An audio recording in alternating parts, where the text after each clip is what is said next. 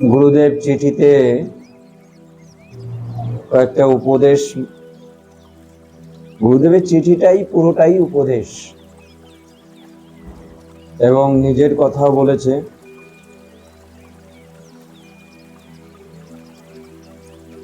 বৎস, তোমরা একশনে বালক।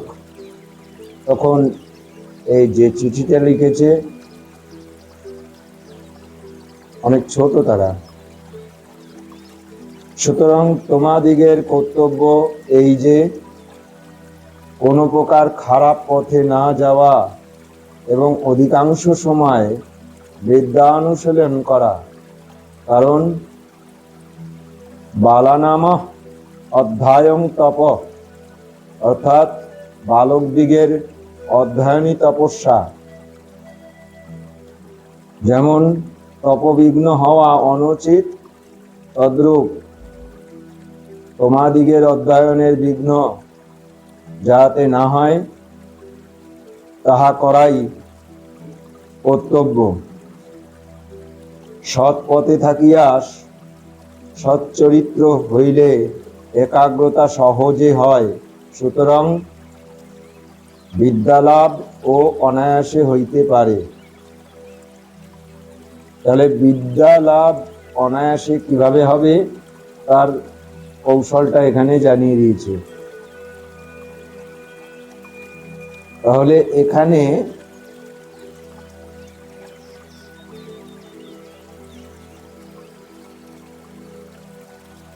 সৎ চরিত্র হলে একাগ্রতা সহজে হয়।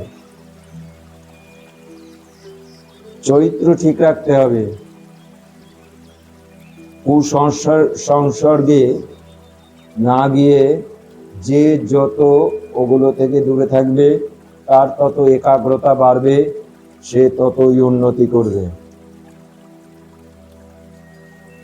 সে পার্থিবই হোক আধ্যাত্মিকই হোক।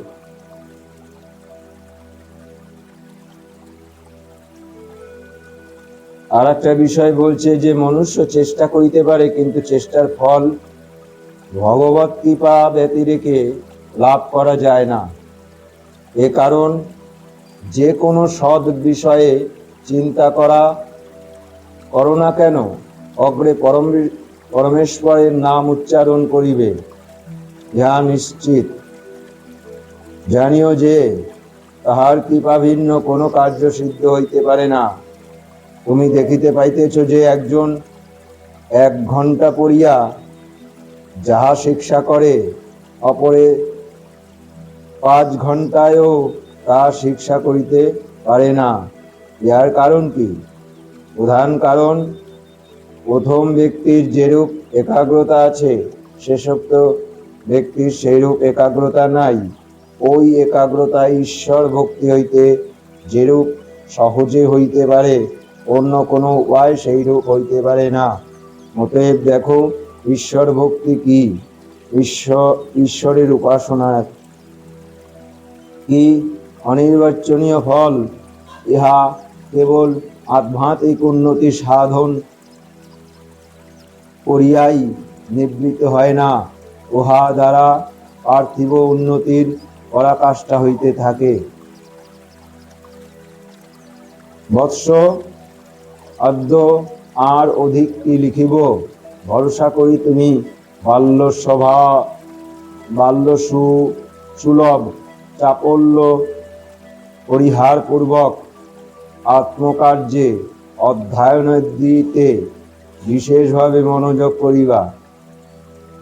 তোমার অন্তঃকরণের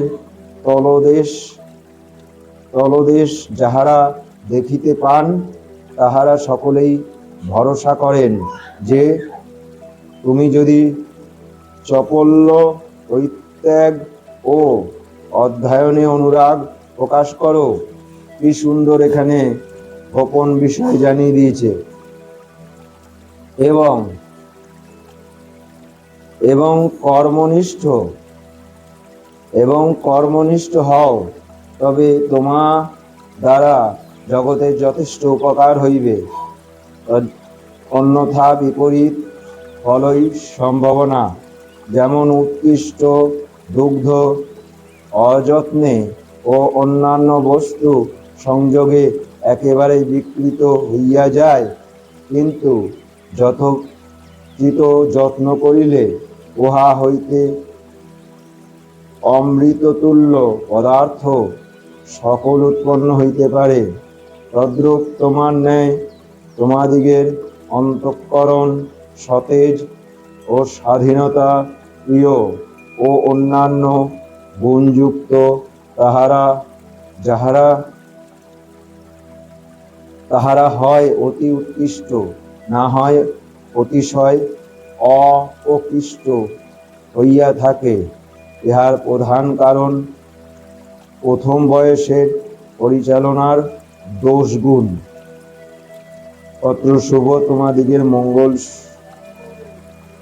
এই বিষয় বলতে গিয়ে গোপন বিষয় এখানে একটুখানি গুরুদেব ইঙ্গিত করেছে। চাপল্য পরিহার পূর্বক আত্মকার্য অধ্যয়নের দিকে মনোনিবেশ করিবা। তোমার অন্তঃকরণের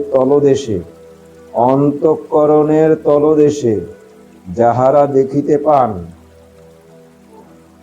তাহারা সকলেই ভরসা করেন যে তুমি যদি চাপল্য পরিত্যাগ ও অধ্যয়নে অনুরাগ প্রকাশ করো। তার মানে এখানে পুরোটাই বলে দিয়েছে। ওর যে ভুলটা হয় সেটা স্বীকার করেছে, সেটা জানিয়ে দিয়েছে গুরুদেব যে তুমি এই ভুলটা করো না, তাতে একাগ্রতা হবে, তোমার পড়াশোনাটা ভালো হবে। এই বলে এই গুরুত্বপূর্ণ বিষয় বাচ্চাদের কিভাবে পরিচালনা করতে হয় এইখানে গুরুদেব খুব সুন্দরভাবে কয়েকটি কথার ভেতর থেকে পরিষ্কার করে দিয়েছে যে কত সুন্দরভাবে একটা বাচ্চার কি করে পড়াশোনায় একাগ্রতা হবে এটা বলে দিয়েছে। এটার বিস্তারিত পরবর্তীতে আমি জানাবো বলে